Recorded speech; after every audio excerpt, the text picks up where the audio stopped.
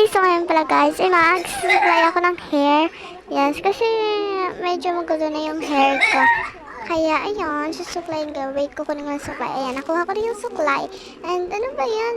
Naglalaglag yung mga bangs ko. Yan, so kukunin ko rin yung aking tali and papakita ko sa inyo yung hair ko. So medyo mahaba na rin pala yung hair ko guys. Pero natural lang naman yung hair ko. Yan. Diba? Medyo mahaba na siya. Yan lang yung hair ko.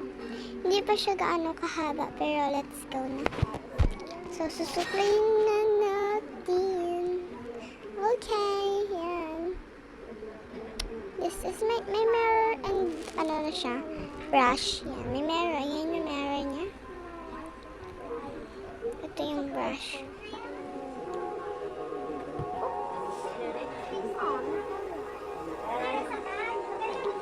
Ayan guys, so ayan na. Wait, susuklayin na natin yung aking hair. Ayan yung kapatid ko. Ayan, ewan ko bakit hinag niya ako agad. Brother! But, wait, feeling ko yung, nung nalaman niya na nagbablog ako. Kasi mahilig talaga yung makisali. So, ayan lang.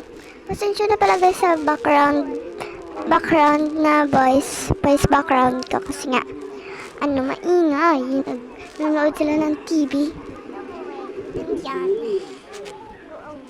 guys, so naman ko siya, sinasabihan ko siya na wag makisali.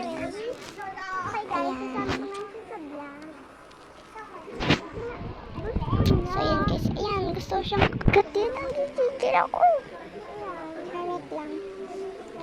So yan, susuklay na ako ng hair. Like, tumayo lang ako para makita nyo.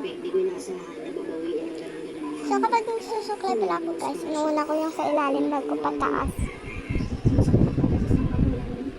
Yan, this is my hair. O, diba? Ang kulit niya. Nalaglag pa, pati cellphone ko. Okay, guys. Nalaglag na naman.